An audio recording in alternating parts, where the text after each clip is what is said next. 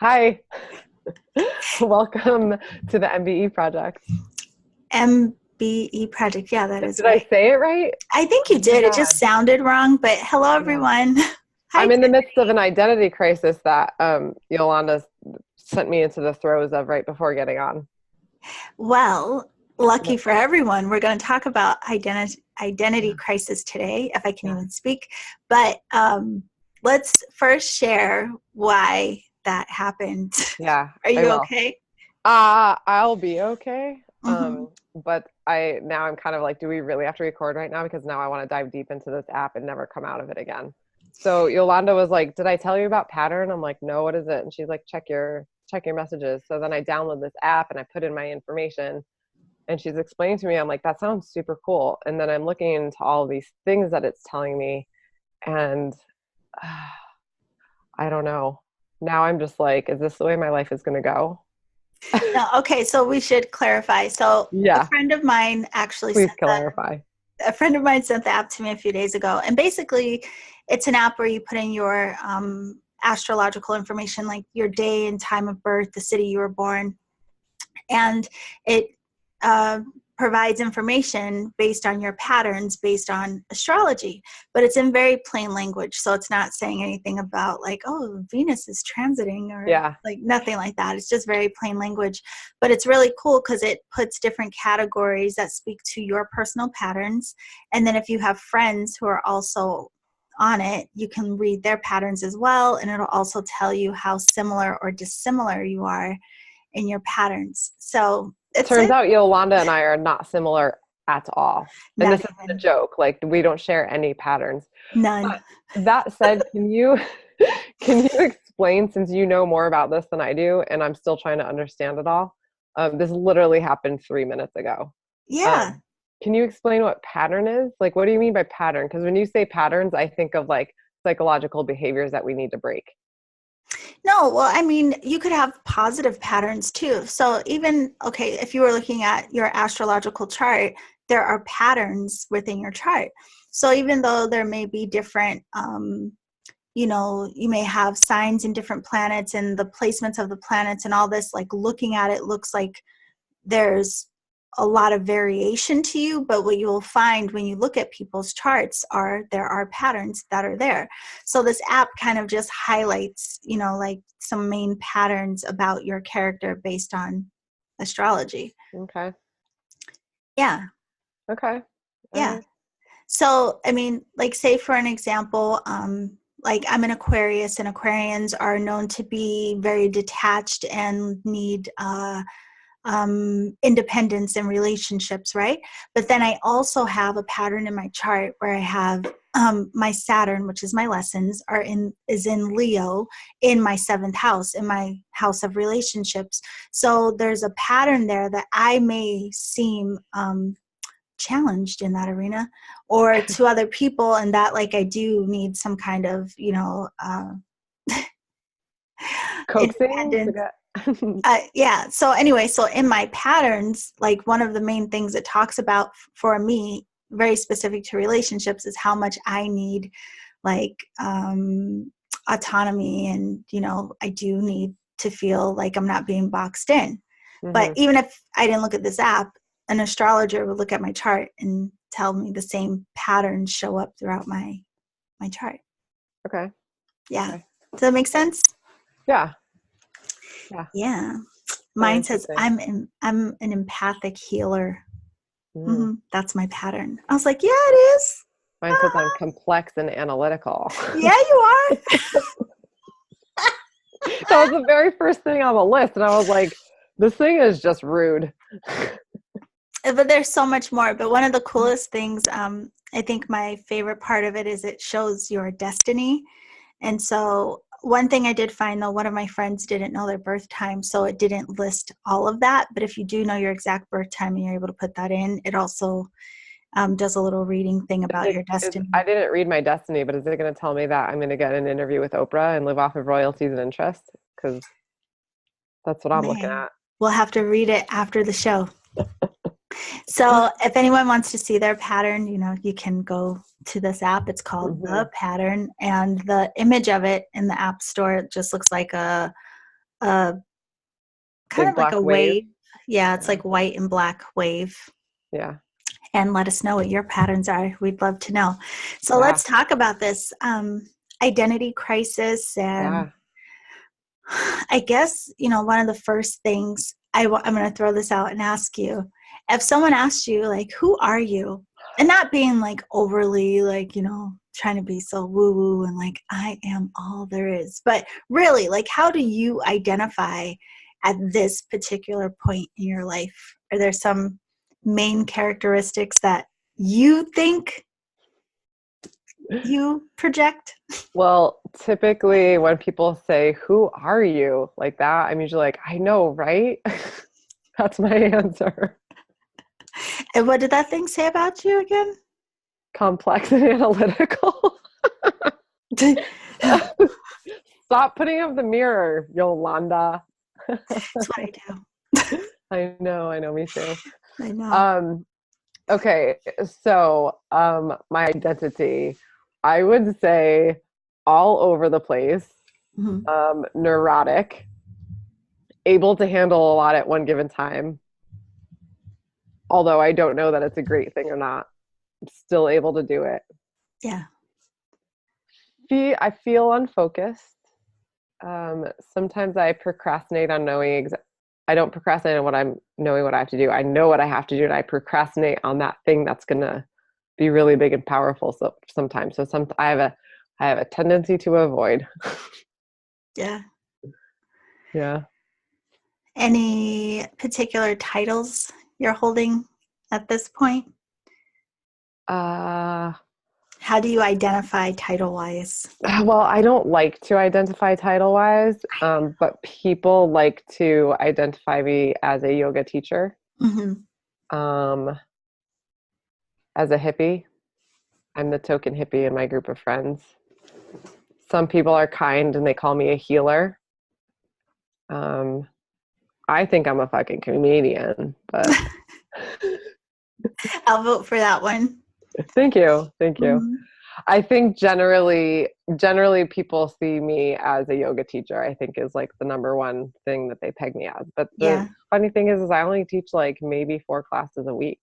So, Well, still, what do you mean only 4 classes a week? That's more than half the week. but it's only 4 classes. They're just an hour long. So, She's special. yeah, I know. I'm super special. Oh my gosh. How do you identify, or how do people identify you? Um, how do people identify? How do I identify? Let's do I yourself and then how people see you. myself. Okay, Yeah. so myself, I would say that I am a loner. Um, in fact, I would say even still to a large degree, I probably would say that I'm introverted and I am imaginative, contemplative. Honey, I could just sit. I could be left alone just to sit and think all day, and I'd be happy. What else? I love supporting people. I like to be of support in any way that I can. It doesn't matter what the topic is. If it's something that I can help people with, that makes me happy. Um, and yeah, that's about it. I am an eater. I love food. Ooh, I'm a hungry hippo. And how do people entitle you? People label me as friendly and a healer and one I like is I am a good friend. People Mhm. will say that, but I will take that one too. But that's also my Aquarian nature, honey. Friendship, high five up top. Um, and people call me patient. I get that a lot. Although personally, I don't know how true that is, but I get that one a lot. Like, you're so patient. I'm like, really though? I think I think the best way people know how to explain it is that it comes across as patience, but I Mm-hmm. think you just have a deeper understanding of people. Yeah, And I think because of that, you're able to just like handle the situation better. that makes And sense. people see that as patience because they don't understand. You don't project or defend as much as the average person does because you understand people well. That's a And good one. I wondered, that makes sense. yeah, that comes across as patience. I like it. I I'll mean, take, you've been dealing with me for this long. I get it. honey, I adore you. And people are fascinating to me. Yeah, but I guess that's it for titles. I mean, those things. Some people call me a teacher, and I mean, technically, like on my, like website and things, I have to put like Reiki teacher, but I don't really consider myself a teacher as much as like a Sharer. sharer. Yeah, like I just feel like I'm just sharing information. So Yeah. yeah, those little, Linguistic tweaks. oh goodness, Yeah. we're so complex. I So uh identity crisis. So I wanted to ask you this too, since this is what we're talking about, and we want all of you to consider this, right? I mean, it's really Mhm. interesting when we consider how we may see ourselves today and how we may be identifying right now versus like how you identified 10 years ago, or however long Mm. ago, 20 years ago, a year ago. Mhm. It changes. But so before I ask that question, I'll ask you this. Do you notice, like, is there a significant change in how you personally identify within like the last 10 years? Oh my God, yeah, like massive, massive, massive.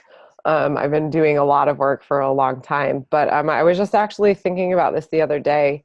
Um, what has been really noticeable over the last year and a half um, was I've taken into account how I react to things.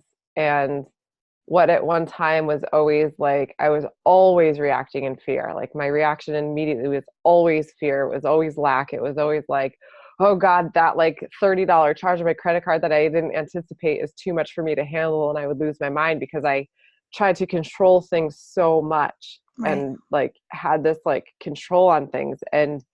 Um, and it was fear driven. And I've really released a lot of that. Not all of it. There's a lot of sprinklings of it here and there, but I was living my entire life in that state. And Mhm.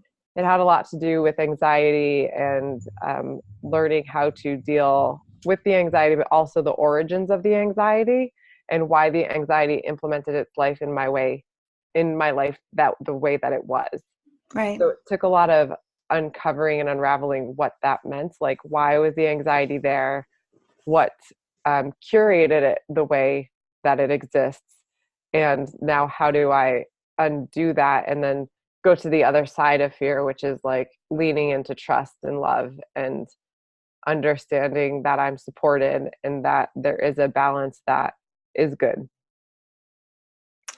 Yeah. That's a really cool one, I think, too, because it highlights like how we change. And I think a lot of times we don't acknowledge that, like how we're Hmm. growing or how we have grown. We seem to always just be stuck in a lot of times like criticism of what we're not yet, you know, and Yeah. not really accounting for like, man, you've come a long way. Like, Yeah. come on.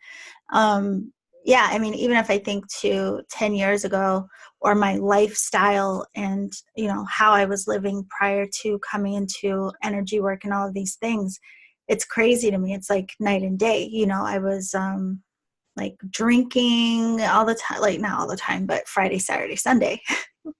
I was drinking and partying and just like, you know, just so much more, I guess, out there than I am now. Like even Hmm. that, just my lifestyle is so much different than it was then.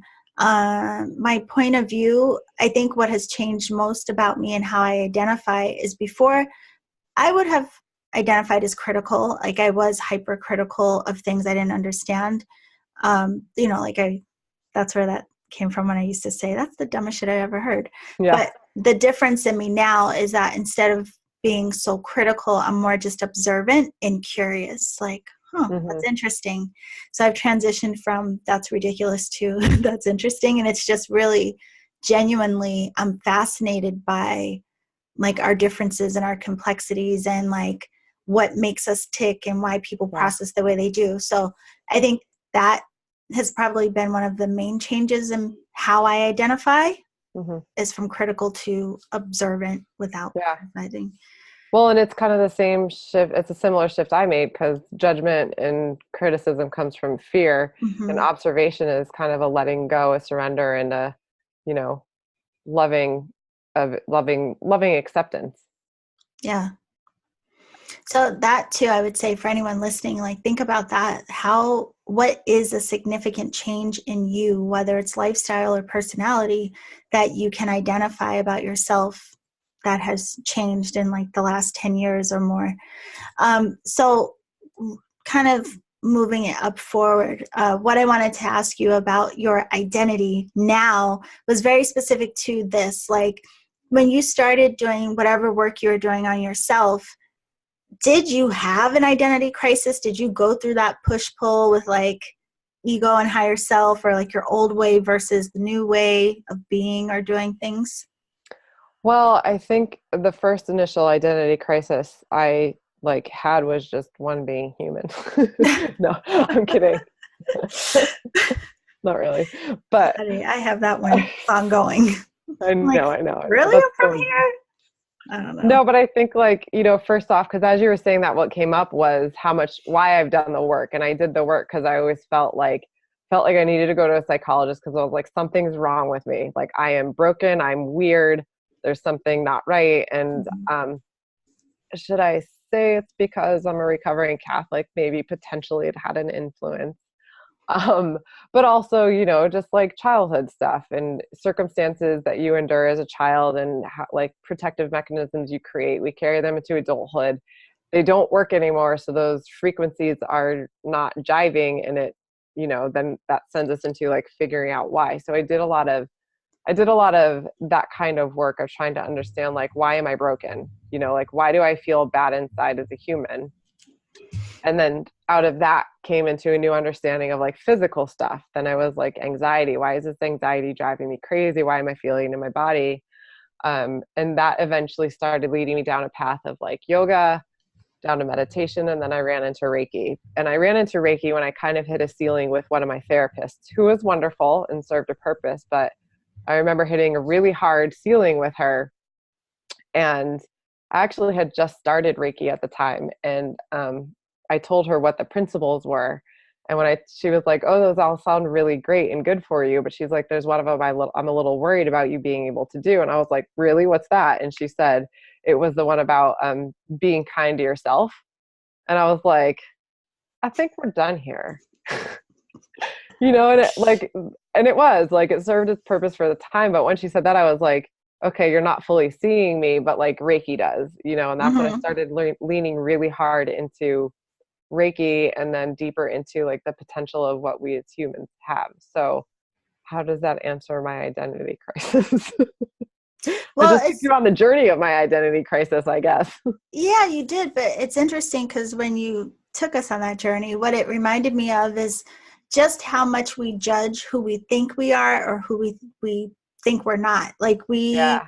Like no matter how we identify, there's always, not always, but oftentimes there's a lot of our own self-criticism attached to that. So say for example, like people who are parents, right? That's like they identify that's a role that they have, but they may beat themselves up about the type of parent they are or aren't, Yeah. or like just anything, any way that we identify, we tend to have like more to criticize ourselves about based on that identity itself. You know what I mean? Yeah. Like if I Right. am a mother, I should be like this. If I am a girlfriend, I should be like this. If Hmm. I am a friend, I should be like this, or they should be like that. Like these Yeah. titles and these roles that we identify through also create a lot of expectation and a lot to live into. But the messed up part about it all is it's like, who makes that up anyway? Like Right. you get to decide what it means to be a friend, a mother, a partner, of whatever it is. But it's interesting how, and a lot of times we may like aspire to fall into certain roles. And then like, even once you get that role or that title, or you can identify as that thing, then comes the criticism with your expectation on yourself of how to be good in that role. Yeah, for sure. Man, And we're then complex. we are. See, I'm not alone. No. I mean, even in And this realm, think of how much people put pressure on themselves to be good healers or like yeah, really spiritual or, whatever yeah. it is. And then once we do get into that place of where it's like, okay, yeah, like I do think I'm good at this. I've done a good job. And then we go on social media and comparison sets in. And then we create new labels or new standards of what it means to be that one thing. So maybe that's what we should like really look at is because our identity or how we identify, it changes, right? I mean, Hmm. like even if it's, you go from being like a wife to a divorcee, like, it's a new role. Okay, fine. And then maybe you find yourself as, a wife again, but perhaps this time you could take that role on differently. Whatever. We jump in and out of like roles and titles. You switch careers. You have, you go from like, I don't know, a banker to a real estate agent, whatever, who cares, right?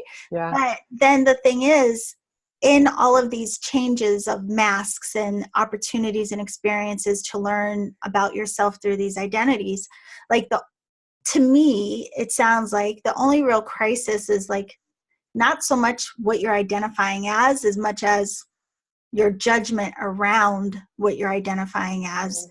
Because I think sometimes too, we think of identity crisis as like, I don't know who I am and something's changing. But how could you really, when you consider how many times we change roles and titles and this and that, like, hell yeah, who you are is going to get lost in the muck somewhere. Mhm.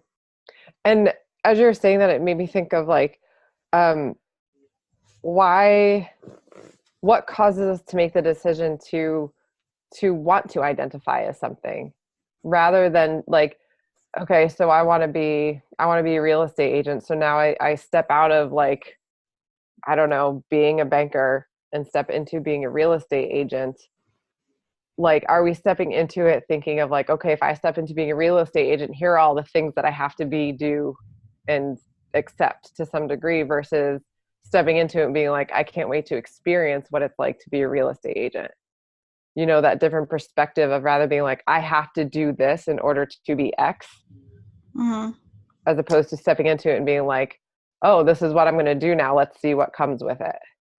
But that's the thing too. I think we have to like look at why the different because I think sometimes we want to experience certain roles, like maybe you want to experience being a mom or you want to experience being a husband or you want to experience being a doctor, like who Mm-hmm. knows. But then on the other hand, sometimes I think people choose roles and identities to step into because of status, which is a totally Yeah. different thing. Like if it's just like, yeah, because it's going to make me look good. Hey, you know, that's different than like just wanting the experience, like maybe because you want to learn anatomy. So you're like fascinated Right. with this. So you want to be a doctor and really get in there. Like, Yeah. so That that makes a part too. that makes me think of one of my like my very first professional identity crisis when I was working for one of the big four accounting firms. Mm-hmm. And the job kind of just fell in my lap amongst a course of things like through academics. And to be honest, I don't think I was as grateful for it as I should have been, considering how vied for this job was and how many kids like were really trying to get it. So Mm-hmm. I kind of stepped into it just being like taking it for granted to some degree, admittedly. Yeah. Um, and it was a good job and I'm grateful for it. But I also like the other part of it was um, I hated it. Mm-hmm. But it was a really good sought after job with like, I would have been making six figures by my early 30s. Right. But I was in this job and kids in it were just like, yeah, we'll work 14 hours a day, run ourselves ragged for the next decade just to be a partner and just to get this status, like Right. they wanted it. And I was like, I don't understand. I'm like, this is gnarly. Like, I have no life.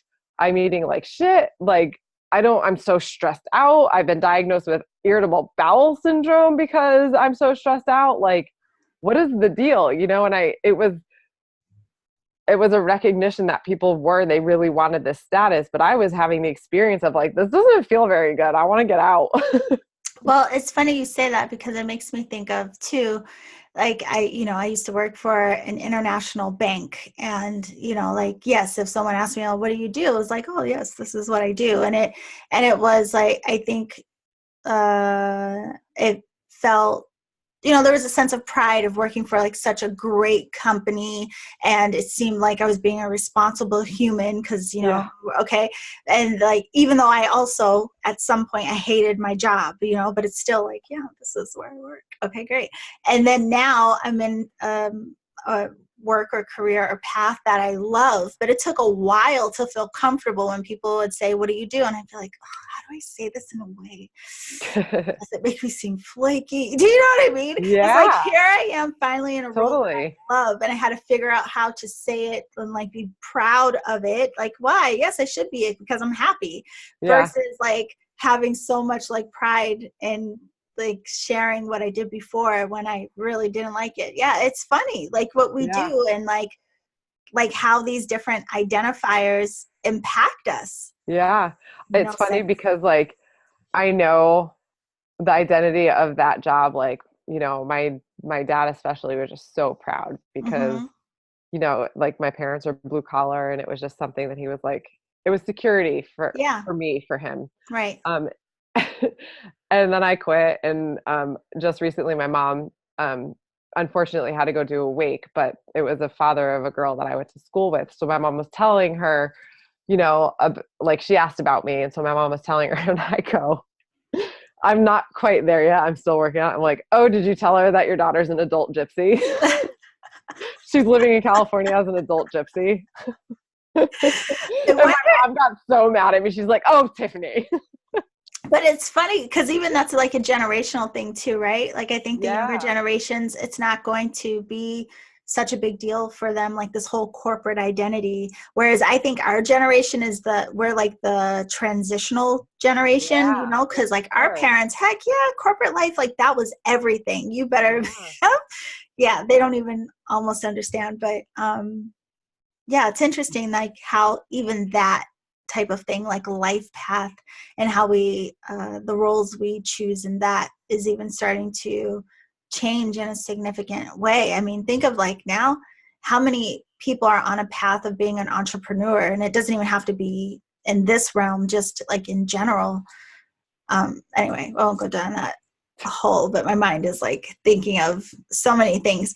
But so in this, when you start to, because this is a big thing people ask about all the time, especially when people come into the work of working on themselves. So it could be Reiki, yoga, whatever it is, where you start unlayering and you start learning about yourself, and you start getting glimpses of these different roles and these different identifiers that you've held on for Mhm. so long, and you start to let them slip away, or you start to question them, if nothing else, right? And you start going like, why am I holding on to this? Like, who am I really? What matters to me really? And a lot of people freak out in that state, Sure. because they really are like, who the hell am I? I don't even know who I am, what I want. Like, Yeah. like, what do I do? Did you have that? And if you did, how did you work through that? Um, ah, Let me see. I feel like that's just kind of been like my life essence. Like I kind of always just felt like that in general. Just That being thing like call you what again? Intense? What is it? co- complex and analytical. There has to be one on there that says intense. I'm going to look while you tell your story. um, okay. So I kind of always feel like I've always been on this place of like, who am I? What am I doing? And uh it's funny because I love fashion, and I love fashion as an expression of art. I think it's fun. And I don't even like this guy that I dated, he's like, I never know what to expect out of you, like whatever you're gonna wear. It's like it's always so funky and it's never like linear. And I'm like, well, I like to explore these different things. And I kind of feel like that's my life too. I've never really felt like I've ever fit in anywhere, but Mm-hmm. I can always kind of like pop in and just be like, I can see what's going on in here because I can kind of do this. Yeah. Um, but to have had it all stripped away, I Wait, can I just point out really quickly that yeah. you said complex and analytical, and the second one is sensitive and adaptable. Oh, Adaptable. That's all I'm gonna there we say. have it. There you There we have have it. it. The Do pattern those, is right. are those patterns in like order of importance or order of I don't acuity? know. I have no idea. I Okay. mean, there is some general thing to it because both of our destinies are at the bottom. So Yeah. yeah, Okay. I think I don't know. Okay. Well, we can figure that out Yeah. later. Um, but I guess what I'm saying is that like I've haven't had any one point in time where something's been completely stripped of me Hmm. and I'm like, who am I? What am I doing? Because I feel like I've always made the choices. Like I made the choice to quit corporate, not knowing what the heck I was going to do. I make the choices myself because I'm in a place where I'm like, I don't know who I am or what I'm doing here. So then I leave it. So I've already kind of like left my identity, kind of already recognized I didn't have an identity in this thing or didn't feel like I belonged there. So then I'm on to the next thing. So it's generally been kind of a pervasive feeling. When you said that, what stuck out to me is I don't really have an identity, and it reminds me of. I mean, that's true. Like we don't, like all of these identities are made up. Like they're Yeah. all effing made up. Yeah. And I can't believe you don't watch Game of Thrones, and I swear I wouldn't judge you about it. People, she is having a real lot of trouble assimilating this into her I, life. I mean, because to me, Game of Thrones would be right up your alley. Like It of all is. people, it would be right up your I alley. know. But I And I think I made a secretly want us to watch the final season together, and you've ruined it. Is it the final season right now? Yeah. I don't have HBO. Well, listen, there's only 5 episodes. We could binge, but it doesn't matter because you I don't even know you would have 7 seasons to catch up with. But anyway, 6. I watched one. Can I just watch the last season? no. Okay. So I know there was a red wedding. I know that much. that's old news. I Old know. news. But okay, so but there was a particular season where one of the people she her name is Arya, and she came across this person. I think he was called the No Name God, or the Nameless God, whatever. She was basically being trained in a way. I'm not going to tell you in case you watch it, but it was like this whole point of losing your identity. Like there is no identity, Mhm. and really understanding that. And interestingly, like, it reminds me of the parallel, like in all this spirituality, like that's what we're doing. Like we are releasing ourselves from all of these identities to recognize like our core essence, which Mhm. doesn't have an identity really, like Mhm. because an identity is like this it's like this individualized thing, like, oh, this isn't like it's boxed in or something. Do you know Mhm. what I mean? And really underneath it all, there is no identity to be had. I hope that makes sense. If Do it you want doesn't, to know why I'm smirking? how come? Because it made me think of the movie Mr. and Mrs. Smith. You know where No. Angelina and Brad fell in love? I know that, but I never saw the movie. You didn't see the movie? Can I Mm-mm. tell you what it is and ruin it for you? Yeah, Okay. because I'm never gonna watch it. Okay. So they're both spies in the movie Hmm. and they meet, but they don't know each other are spies. And I don't know if they're on the same team or different teams. Like, I don't really know. But like, they're just like placating each other. And then somehow but they fall in love and get married.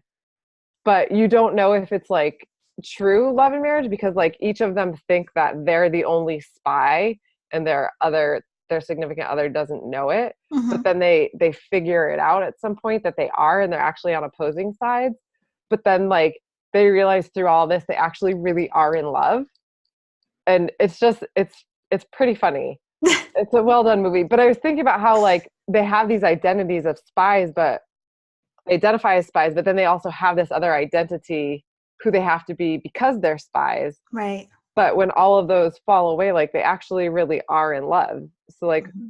whether they were like playing this game with each other and even maybe themselves, like the true essence of all of it was like none of it really mattered because they really did love each other in the end. Yeah. Even though they tried to kill each other, like literally because they're like spies. But I hope that people have seen that movie and can identify with what I'm getting at. Yeah, I'm sure. I mean, because they're both very popular actors, so I'm sure many people have seen it, just not Yes, me. Sorry.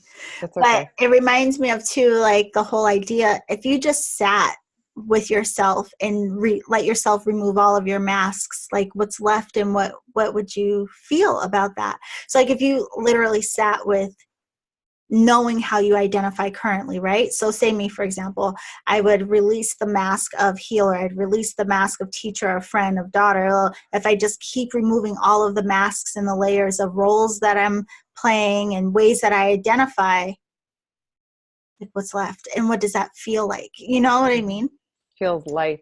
I think I'm going to do that. I'm going to meditate today and just like keep unlayering all of the identifiers, all of the labels, all of this, all of the that, until I feel that might take hours. Because I mean, it sounds kind of easy, but really when you think about it, because not only do you have the labels and the identifiers that are self-imposed, but you may also be holding on to all the layers of like the projections that people Yeah, have put on you.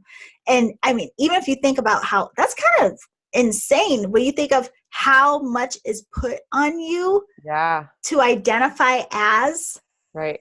And like, I think a lot of listeners, if they identify as like sensitive or healers or spiritual or whatever it is, mhm. especially that, because there is this conundrum in this the spiritual realm of things that like you have to be spiritual and what does that look like? And if you cry or you get angry or like you have a mental breakdown, then it's like, oh, you're not very good at that then because you haven't, and that's a huge mask that I think this uh But what if it was like that, like thinking ego is the only one that really has identifiers? oh, it Ego is is like the only 100%. aspect of you that has Absolutely. these roles and titles, but your true nature has none. Right. Yeah. Like So the question is, who are we really? We are nothing. nothing. We're You are nothingness. nothing and you are no one. Yeah. Yeah. And that's It's actually okay. kind of freeing to think It about it. is. Like I, It's pure although, perfection. being aware that I'm sure for some people that probably sounds terrifying. That It probably does. sounds awful. Yeah. Like Yeah. the Yeah. idea that you are nothing and no one would probably be like a But that nothingness in no one is pure love, pure energy, and pure perfection. Does that make you feel better? I know that that sounded dismissive the way I said it, but it's true. I know. I didn't mean to. no, no. I It's mean, like but Lucy. we can only say what we can say. But Right. how else do you communicate it? But so, okay, so I guess really the point in identity crisis is one, like, what is the crisis about? Is it Yeah. because you don't know who you are? Are you trying to, like, for me, a lot of this work is because I really am genuinely trying to recognize and experience that aspect of myself that is nothing and no one. Like, that Mhm. to me is amazing and fascinating. And, like, yeah, you may have blips of it, but I wonder what my life experience would be like to like free myself from all the judgment and expectations and things, because then I could still show up in these roles without attaching to them. Do you see what I Mhm. mean? I Yes. think that's Yeah. the big difference. Is like, it's one thing we use these labels and identifiers because of language, so we understand, like, oh, this is what this person does in life, or oh, this is the type of relationship these two people are in. But I think the challenge is that we cling to the identification and believe it's who we really are, rather than recognizing that they simply are just roles we're playing and Yeah. experiences we're having, and Right. they don't define us. Your Right. roles don't define you. And the other part of it, like, is if you can't figure out how to um, not be attached to that identifier, then can you learn how to own that attachment to the degree that you're like, okay, yeah, this is what I'm going full out into the world as, and not be affected by the judgment of others or of yourself, which I think in turn brings you to non-attachment of it regardless. But do you know what I'm saying? Yeah, I Rather do. than trying to fully drop the idea of that identifier, but maybe like attach to it so hard that you don't give a fuck. Maybe we'll have to do bonus content for our MBE insiders around this, like going a Yeah, I little like that deeper, idea. because that can be complex. And I know going back to the whole patterns thing, right? Like for me, I think in some instances, it's easier for me not to be as affected by people's judgment. I mean, of course it does. I mean, like, you know, people's criticism and judgment, of course it impacts me, but not as much as, you know, someone else in my life who is very hypersensitive to what other people think of them. So when they have an experience of being like, feeling gut punched by someone else's opinion, and I'm just like, why do you give a fuck? You know what I mean? Like, I know Okay, that to Aquarian. them, Some yeah, of us are complex. but that's what I'm saying. Like, we all, yeah. different things hit us differently. Like, and again, it does affect me, but not as deeply as it may someone else. And there may be things that affect me deeply that don't really, you could brush it off your shoulder. So I think it might be an interesting thing for us to go into, this, like, how do you even become comfortable with, or how do you work through becoming comfortable with who you are as you are at any given time, and not having to cling to feeling that these different identities define you. And even if they do, if you choose to identify through them because there's a sense of pride again, right? Like, really consider the impact that has on you. So for example, if you're someone who is in a particular, say you are a doctor, you have a lot of pride in that. Like, of course you should be. You did a lot of study, you did a lot of work to be a doctor, high five up top, right? But then if for some reason that's taken away from you and you can no longer be one, or you retire, whatever, that can be devastating to someone when they have clung to that one identity so tightly, and then the title is stripped away. People lose their shit over stuff like that. You know what I mean? So even thinking of the implication of, like, yes, you can be like proud and enjoy life and these experiences and things, but what does it do to us when we identify so strong? Where I've seen this, the fallout of this pretty significantly? Retirement. Yeah. Yeah. And divorce, or parents with the empty nest syndrome. Yes. Yep. Yeah. So I think what we're saying is that, like, the potential of this fallout of having your identity stripped from you in one way or another, one, is inevitable, but two, like, how impactful is that fallout going to be for you if you haven't done your self-studying to really go in there and examine, like, and understanding who and what it is that you are, and being okay with that it's nothingness. But is the crisis that we cling so much to the title or a role, or is the crisis that we transition out of it? You know? Yeah, because if you don't cling to it, it probably won't be so hard to transition out of. Right, do you know what I mean? 100%. It's both of the things. Man, I know. Ooh, insiders, we're coming for you. Yeah.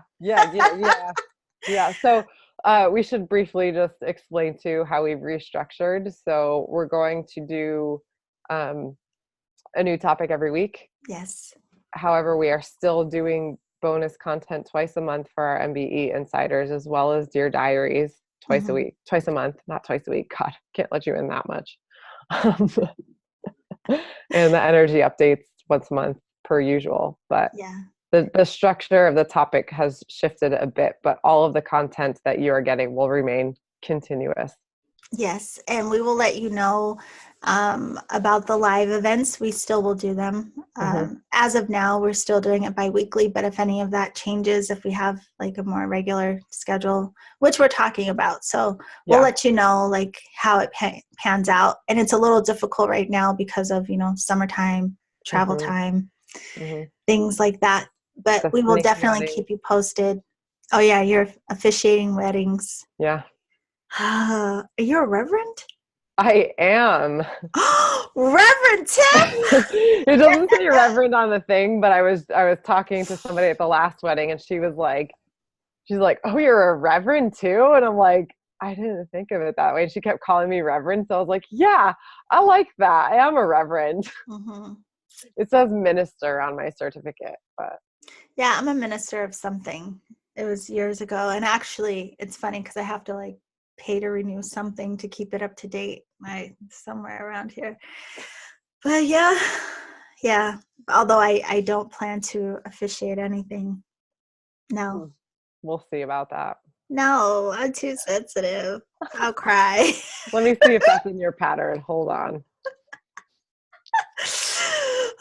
It says a lot of my pattern is like I do run the risk of like feeling people. Ugh. I'm like, yeah, tell me about it. Yeah. Yeah, I don't know. So this conversation was actually much different than I thought it was going to be, which tends to be the way for us. Yeah. But are there any like 2 or 3 things that you would suggest people consider based off of this conversation we had today to support them? Without going too complex and analytical about it. Who you are. Yeah. I don't know. Can you go first while I think? Do you know your stuff? Yeah, sure. Yeah. Okay. So one thing I would say it might be interesting to sit with yourself and make a list of all of the titles and roles and descriptions that you're identifying through or as or claiming, good. And then look at them and see, like, are there any of those titles or descriptions that light you up? Are there any that you're criticizing yourself over? Are you beating yourself up over these titles?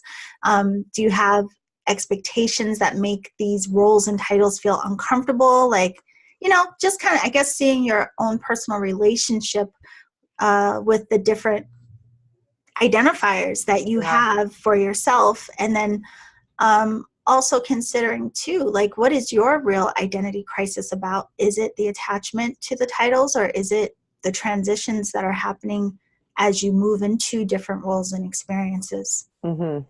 And I think that's perfect, but then also discovering the whys of them. Mm-hmm. Like, why are you so attached to it? Why is the transition so hard? And what can you do about it, essentially? I mean, our lives are in our own control, right? Hopefully in the end you'll find that you are more than your titles. Exactly. Because they're the titles. We didn't get to we breezed over this a little bit, but I just want to throw this in there too, is that the titles, the labels, the identifiers are really just the ego. And you can go back in the ego versus higher self podcast we did months ago. But all of these things are just ways for the ego to really assimilate into the human experience. Yeah. Right? The spirit self does not need identifiers or labels. It just is. How long ago? Have we been doing this for a year now? Oh my goodness. When you just said that, it just reminded me, like, I think we did that like a year ago. And I'm like, wait, have we been doing this for a year? I'm going to look it up. Oh, are you okay? Yolanda's having a coughing attack, and whenever she puts me on mute, whenever you put me on mute, like, something comes over my entire system, and I get really nervous and anxious. You feel all alone. Yeah, I do, and I'm like, I don't know how to do this by myself. You are never alone. July 10th was our first one. Ever? Yep, July 10th. Oh yeah. Ooh, we could so have it's almost our anniversary. Party. Yeah. That's exciting. We're gonna have to plan something around that. I know. Woo! MBE anniversary. Our baby is 1. Yes. Can we have a gluten-free cake? Your half. You've never had one before. I've had, listen, I have a lot of friends that are gluten-free. I know. And who took you to one? Who took you to a vegan restaurant and you were like, okay, you changed my mind about everything. Oh, was that vegan, that one?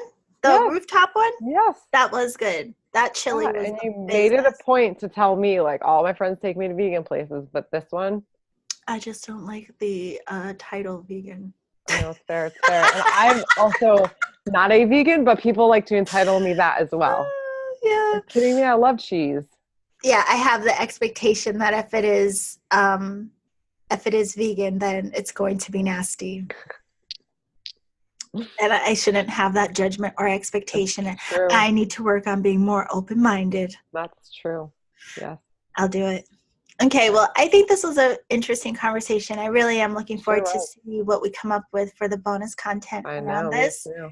And as always, you guys, we really appreciate you being here. And if you enjoy the show, share it with your friends, send them the links. You could post Rate about us it on the iTunes podcast. Yeah, that helps us. Spotify. We're on Spotify. We are. Hey. Yeah. I don't even really know what that means, but it's true. Just another place where you can find us. Another place you can find us. So thank you for being here, and we'll see you next week. Yeah. Bye.